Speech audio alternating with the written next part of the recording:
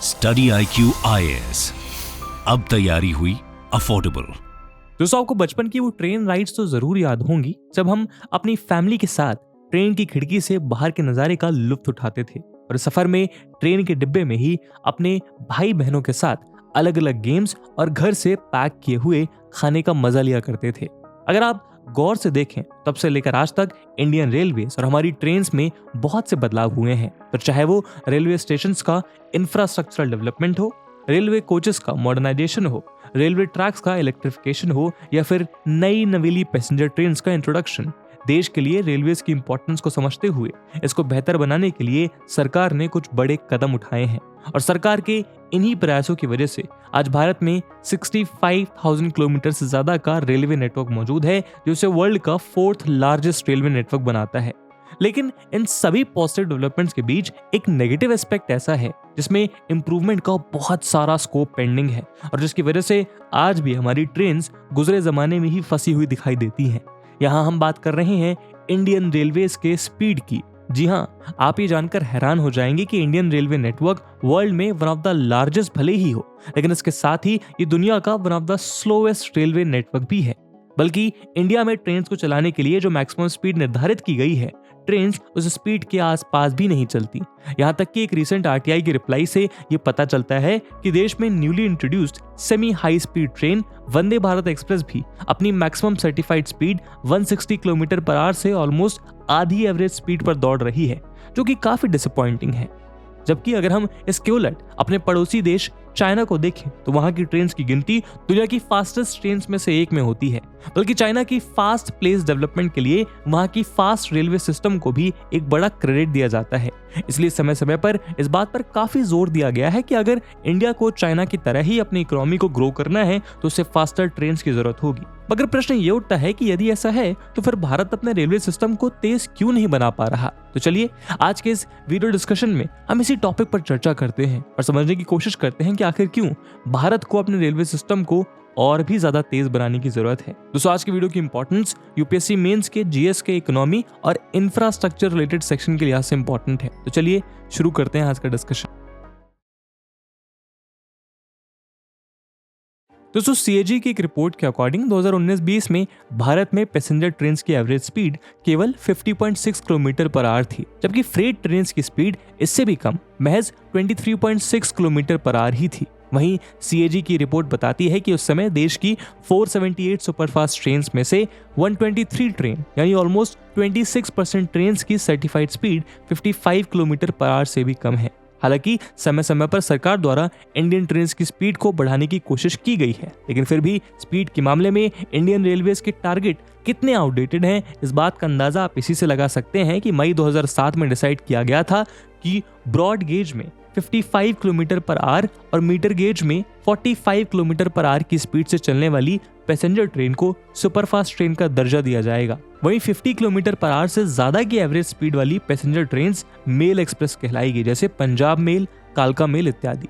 मगर ताजुब की बात यह है कि तब से लेकर आज तक ऑलमोस्ट 1.5 दशक बीत जाने के बाद भी देश में सुपरफास्ट ट्रेन्स के कैटेगराइजेशन क्राइटेरिया में कोई भी चेंज नहीं किया गया है। ऐसे में यदि हम हमारे देश की ट्रेन्स को चाइना में ऑपरेट हो रही ट्रेन से कंपेयर करें तो हम पाएंगे कि साउथ इंडिया की दो सबसे इंपॉर्टेंट इकोनॉमिक हब्स, बड़ी सिटीज चेन्नई और बेंगलुरु, जो कि एक दूसरे से 177 माइल्स दूर हैं, हमारी पैसेंजर ट्रेन्स को इस जर्नी को कवर करने में ऑन एन एवरेज 4 घंटे से भी ज्यादा का समय लगता है। जबकि इतने ही समय में आप चाइना के अंदर हाई स्पीड रेल का इस्तेमाल करके वहां के दो सबसे बड़े इकोनॉमिक हब्स बीजिंग से शंघाई तक की 665 माइल्स की दूरी को तय कर सकते हैं। लेकिन ये कमी केवल इन दो शहरों तक नहीं, बल्कि यदि हम चाइना के मेजर इकोनॉमिक हब्स की कनेक्टिविटी को भारत के मेजर हब्स की कनेक्टिविटी से कंपेयर करें तो हम पाएंगे कि भारत का रेल नेटवर्क चाइना से 1/4 स्पीड पे काम कर रहा है और इंडियन रेलवेज चाइना से कम 2 दशक पीछे चल रहे हैं,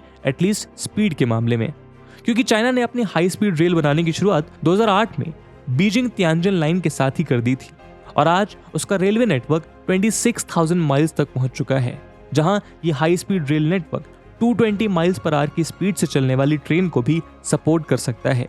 चाइना की ही तरह यूरोपियन यूनियंस की ट्रेन भी काफी फास्ट है, जहां यूरोपियन यूनियन में चलने वाली high speed train 300 kilometre per hour से ज्यादा की स्पीड से चल सकती हैं। जापान की मैग्लेव ट्रेन से पहले वर्ल्ड की फास्टेस्ट ट्रेन भी फ्रांस की TGV ट्रेन थी। हालांकि गवर्नमेंट ऑफ इंडिया ने भी इंडियन रेलवेज में नया रेवोल्यूशन लाने के लिए दुनिया की फास्टेस्ट ट्रेन रन करने वाले जापान के साथ मिलकर बुलेट ट्रेन टेक्नोलॉजी को कंस्ट्रक्ट करना शुरू किया है। लेकिन यह प्रोजेक्ट भी लेट चल रहा है और ऐसी उम्मीद की जा रही है कि यह ट्रैक अगस्त 2026 में ही ऑपरेशनल हो पाएगा, मगर तब तक चाइना अपने हाई स्पीड रेल नेटवर्क को बढ़ाकर 30,000 माइल्स तक पहुंचा चुका होगा।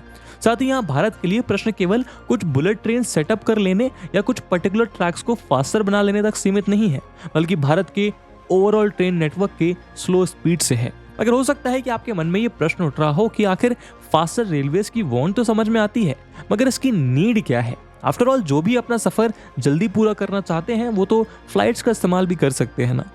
तो हम आपको बता दें कि ये ट्रेन नेटवर्क की फास्ट स्पीड भारत के इकोनॉमिक ग्रोथ के लिए बेहद जरूरी है। अब आप पूछेंगे वो कैसे, तो चलिए अब हम इसके बारे में भी जान लेते हैं।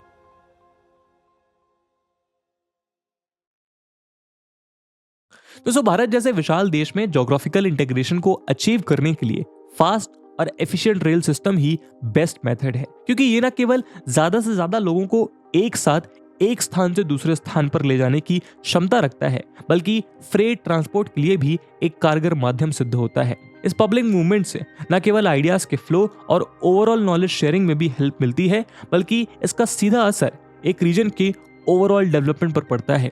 उदाहरण के लिए 2013 में न्यूयॉर्क टाइम्स में छपी एक टेस्टिमनी से ये पता चलता है चाइना के चांगशा में मौजूद गारमेंट एक्सपोर्ट कंपनीज के डेवलपमेंट में वहां की बुलेट ट्रेन्स ने एक की रोल प्ले किया था, क्योंकि इन गारमेंट कंपनीज में काम करने वाले मैनेजर्स इन ट्रेन्स की मदद से देश भर में अपने लंबे लंबे टूर्स को आसानी से कर लिया करते थे, जिससे उन्हें ओवरऑल मार्केट एनालिसिस और फैशन ट्रेंड्स को स्टडी करने की कॉस्ट इफेक्टिव अपॉर्चुनिटी मिल पाती थी, जिसका सीधा असर उनके बिजनेस के कॉम्पिटिटिव एज पे पड़ा। इसी तरह यदि रेलवेज जैसा मास मोड ऑफ ट्रांसपोर्ट फास्ट और एफिशिएंट हो तो इससे ओवरऑल जॉब अपॉर्चुनिटीज में भी एक पॉजिटिव चेंज देखने को मिलता है। इसका प्राइम एग्जांपल हम लोकल ट्रेन्स और मेट्रोज के सफर करने वाले डेली अप डाउनर्स के रूप में देखने को मिलता है। अब आप सोच कर देखिए कि यदि भारत में एफिशिएंट और फास्ट रेलवे नेटवर्क मौजूद होगा तो देश का यूथ केवल अपने रीजन में स्टक रहने के बजाय बिना किसी एडिड ट्रांसलोकेशन कॉस्ट के लंबी दूरी पर भी अपने लिए बेटर जॉब अपॉर्चुनिटीज ग्रैब कर पाएगा। ऐसे में फास्टर ट्रेन सिस्टम हमारे देश के ज्योग्राफिकल इंटीग्रेशन में एक की रोल प्ले कर सकता है, जिसके दूरगामी परिणाम होंगे।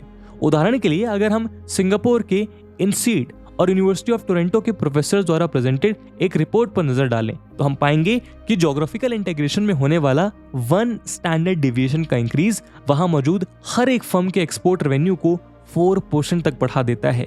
और ऐसा इसलिए है क्योंकि एक हाई स्पीड और efficient rail system logistics price कम करके एक फर्म के एक्सपोर्टेड प्रोडक्ट के पर यूनिट प्राइस में 5% तक रिडक्शन कर देता है, जिससे एक्सपोर्ट वॉल्यूम में 9% का इंक्रीज होता है। वहीं ट्रेन लेड डेवलपमेंट का एक ग्लोबल एग्जांपल हमें यूएसए के अटलांटिक सिटी के रूप में देखने को मिलता है, जो कि एक समय में डेवलप हुए रेल रोड्स की वजह से ही आज यूएसए का one of the largest manufacturing और इंडस्ट्रियल रीजन बन पाया है। इसी तरह अगर हम चाइना पर नजर डालें तो हम पाएंगे कि यहाँ के बीजिंग और शंघाई के अलावा पर्ल रिवर डेल्टा का ग्वांगझोउ, हुनान प्रोविंस का चांगशा और दूसरे रीजन्स भी मैन्युफैक्चरिंग और मर्चेंडाइज एक्सपोर्ट के हब इसलिए बन पाए क्योंकि यहाँ की इंडस्ट्रीज और लोकल एंटरप्रेन्योर्स के पास आज से एक दशक पहले ही फास्टर रेल नेटवर्क मौजूद था, जहां वो नए ट्रेंड्स, नई बिजनेस अपॉर्चुनिटीज और नई टेक्नोलॉजीज के देश भर में फैलने का एक कारगर माध्यम सिद्ध हुआ।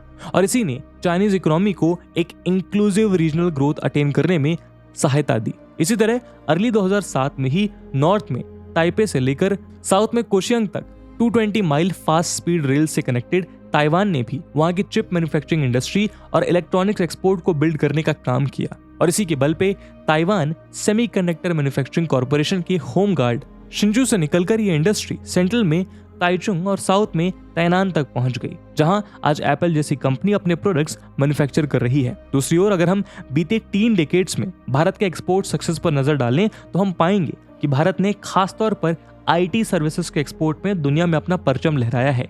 मगर यहाँ ध्यान देने वाली बात यह भी है कि इस इंडस्ट्री को डेवलप होने के लिए फिजिकल मूवमेंट की जरूरत नहीं होती। ऐसे में एक तरह से कहा जा सकता है कि यही वो इंडस्ट्री थी जो बिना किसी मैसिव लॉजिस्टिक कॉस्ट के बेंगलुरु और हैदराबाद जैसी अर्बन आईटी हब्स तक लिमिटेड रहकर भी डेवलप हो सकती थी। इसी तरह देश की फाइनेंस और एंटरटेनमेंट इंडस्ट्री मुंबई की ओर ग्रेविटेट हो गई।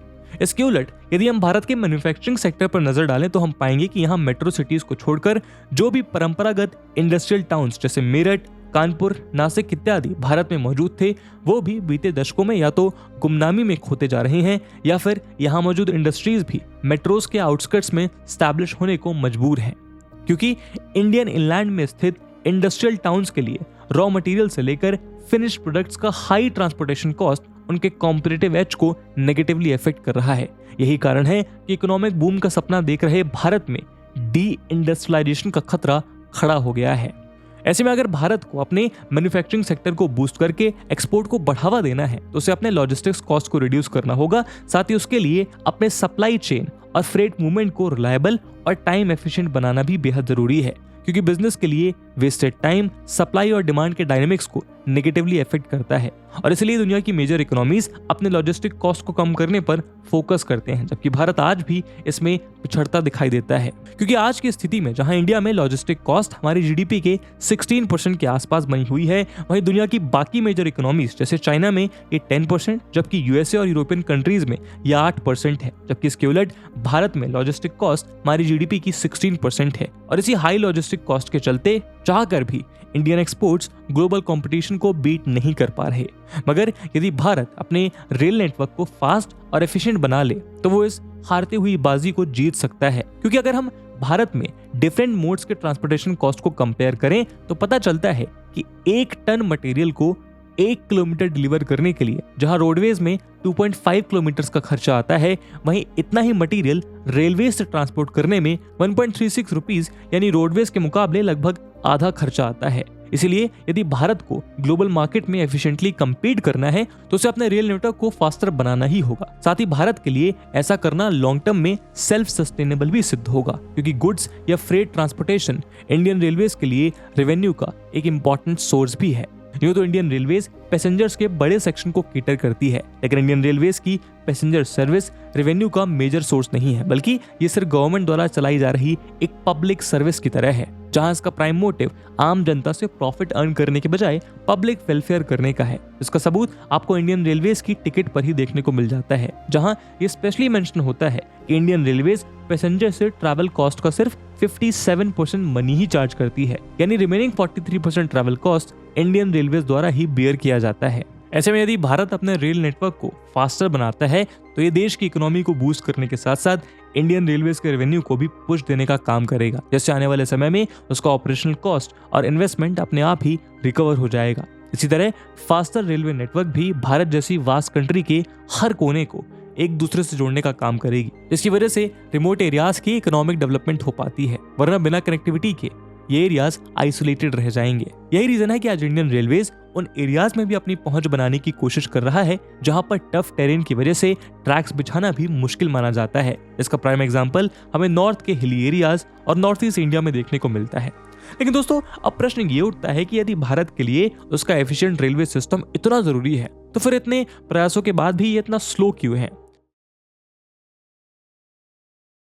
दोस्तों, इंडियन रेलवेज की स्लो स्पीड के पीछे एक बड़ा कारण हमारे ट्रैक पर होने वाला हैवी कंजेशन है।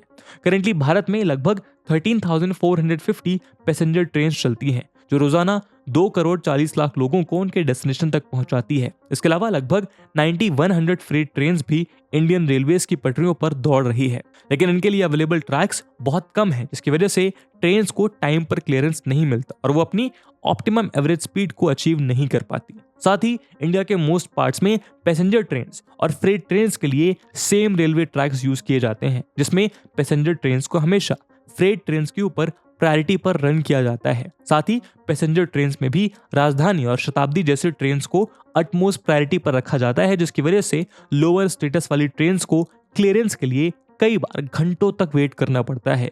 लेकिन ट्रैक प्रायोरिटी से खासतौर पर फ्रेट ट्रेन्स की एवरेज स्पीड और भी ज्यादा रिड्यूस हो जाती है, जिसका नेगेटिव इफेक्ट भारत की लॉजिस्टिक स्पीड पे पड़ता है। हालांकि ट्रैक्स पर इस कंजेशन को रिड्यूस करने के लिए और फ्रेट ट्रेन्स की एवरेज स्पीड को इंक्रीज करने के लिए गवर्नमेंट डीएफसी यानी डेडिकेटेड फ्रेट कॉरिडोर के प्लान को लेकर सामने आई।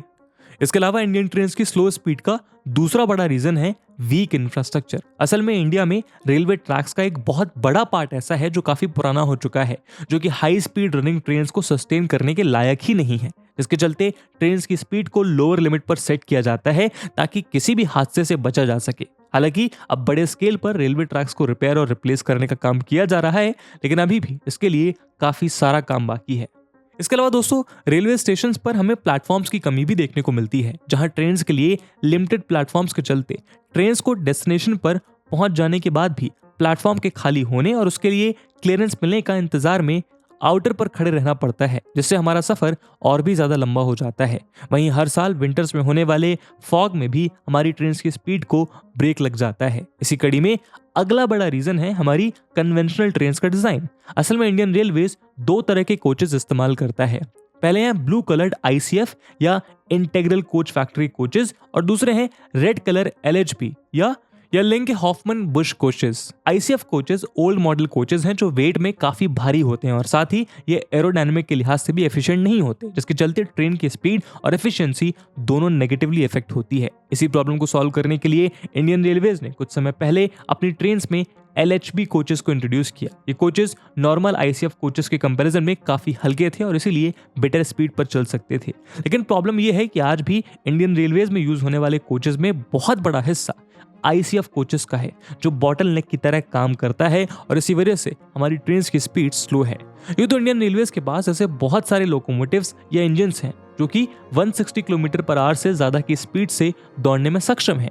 उदाहरण के लिए WAP-5 लोकोमोटिव, जो इंडियन रेलवेज का फास्टेस्ट लोकोमोटिव है, उसका modified version 200 kilometre per our की रफ्तार से भी दौड़ सकता है। लेकिन पुराने ICF कोच के डिजाइन की वजह से इन लोकोमोटिव्स को भी अपनी maximum speed 110 kilometre per our तक ही लिमिट करनी पड़ती है। वहीं यदि आप गौर करें तो ग्लोबली फास्टेस्ट मूविंग ट्रेन्स को एरोडायनेमिकली डिजाइन किया जाता है, जिनमें इंजन से लेकर कोचेस तक सब फ्रिक्शनलेस सरफेस से, जबकि इसके उलट इंडियन रेलवेज में ट्रेन्स में स्लीपर और जनरल कोचेस की संख्या ज्यादा होती है। इन कोचेस में विंडोज ओपन होती हैं, जिसकी वजह से विंड अंदर आती है और फ्रिक्शन जनरेट करती हैं, जिसके चलते ट्रेन को स्पीड अप होने के लिए ज्यादा एनर्जी खर्च करनी पड़ती है और साथ ही ट्रेन अपनी फुल स्पीड से नहीं चल पाती। दोस्तों, इसके अलावा इंडियन रेलवेज कुछ बॉटलनेक्स की वजह से अलग अलग स्पीड रेस्ट्रिक्शंस फॉलो करने के लिए मजबूर है, जिन्हें PSR यानी परमानेंट स्पीड रेस्ट्रिक्शंस कहा जाता है। उदाहरण के लिए यदि कोई ट्रेन किसी स्टेशन से गुजरती है जहां उसका हॉल्ट ना भी हो, तब भी सेफ्टी कंसर्न्स की वजह से उसके लिए स्टेशन से गुजरते समय अपनी maximum speed 30 kilometre per hour से कम ही रखनी होती है। इसी तरह पॉपुलेटेड सिटी के बीच स्टैब्लिश ट्रैक से गुजरते समय भी ट्रेन्स को अपनी स्पीड बेहद कम रखनी होती है, जिसकी वजह से ट्रेन्स की ओवरऑल एवरेज स्पीड में कमी आती है। इसके अलावा दोस्तों, इंडियन रेलवे नेटवर्क अपने एक्सपेंशनरी प्रोग्राम के अंडर इंडियन रेलवेज आने वाले 4 से 5 सालों में 3000 से ज्यादा एडिशनल ट्रेन्स को इंट्रोड्यूस करने का प्लान कर रहा है। अब जाहिर है कि ये ट्रेन्स एग्जिस्टिंग ट्रैक्स पर ट्रैफिक को और भी ज्यादा बढ़ा देंगे, जिससे इंडियन रेलवेज और भी ज्यादा स्लो हो सकती है। ऐसे में प्रश्न ये उठता है कि आखिर इस समस्या का हल क्या है। दोस्तों, यूं तो रेलवेज की स्पीड को बेटर करने के लिए गवर्नमेंट ने ऑलरेडी काफी सारे स्टेप्स पर काम किया है, जिसमें ट्रेन्स के सीमलेस और एफिशिएंट ट्रैवलिंग के लिए ट्रैक इलेक्ट्रिफिकेशन के साथ साथ फ्रेट ट्रेन्स और पैसेंजर ट्रेन्स के लिए सेपरेट रेलवे ट्रैक्स को डेवलप किया जा रहा है।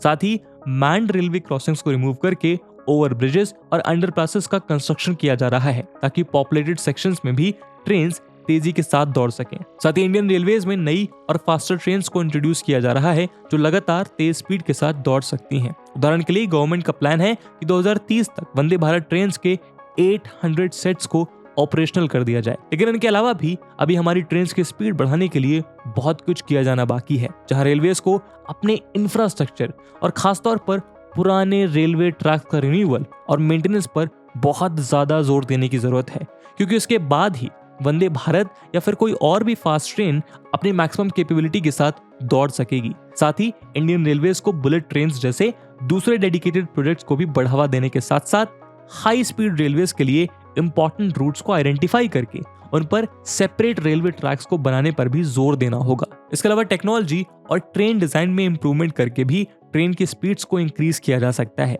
लेकिन इन सभी सॉल्यूशंस को इंप्लीमेंट करने के लिए रेलवेज को अच्छी खासी फंडिंग और रेवेन्यू की जरूरत है। मगर जैसा कि हमने आपको बताया कि इंडियन रेलवेज करेंटली टिकट्स पर अच्छी खासी सब्सिडी प्रोवाइड करती है। हालांकि ये सब्सिडी भी काफी हद तक जरूरी है, क्योंकि इंडियन पॉपुलेशन का बहुत बड़ा सेक्शन है जिसके लिए रेलवे सबसे इंपॉर्टेंट मोड ऑफ ट्रांसपोर्टेशन है।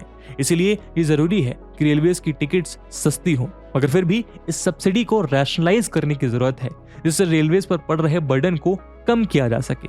साथ ही रेलवेज के रेवेन्यू जनरेशन के लिए कुछ ऑल्टरनेटिव मेथड्स का इस्तेमाल किया जा सकता है, जैसे ट्रेन और स्टेशंस में एडवर्टीजमेंट के माध्यम से इंडियन रेलवे काफी प्रॉफिट जनरेट कर सकती है। फॉर एग्जाम्पल, दिल्ली मेट्रो अपने अंडर आने वाले मेजॉरिटी स्टेशंस को रेवेन्यू जनरेशन के लिए दे चुका है और इससे डीएमआरसी की कमाई आसमान छू रही है। ऐसे में इंडियन रेलवेज को भी डीएमआरसी से सीखते हुए रीजनेबल मेथड से एडेड रेवेन्यू जनरेशन की कोशिश करनी चाहिए, जहां रेलवे स्टेशंस पर रेंटल स्पेसेस प्रोवाइड करके भी रेवेन्यू का जनरेशन किया जा सकता है।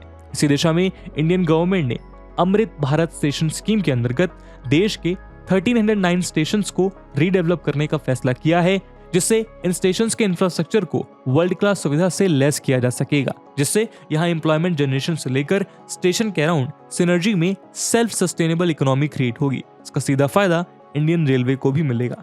इस तरह से रेलवेज अपने रेवेन्यू को बढ़ाकर उस पैसे को रेलवेज को बेटर बनाने में इन्वेस्ट कर सकता है। तो दोस्तों, ये थे कुछ सुझाव, ये थी कुछ समस्याएं जो भारत की धीमी ट्रेन के पीछे रिस्पॉन्सिबल हैं। इस मुद्दे पे आपका क्या ओपिनियन है, क्या सुझाव है, कमेंट सेक्शन में जरूर बताइएगा।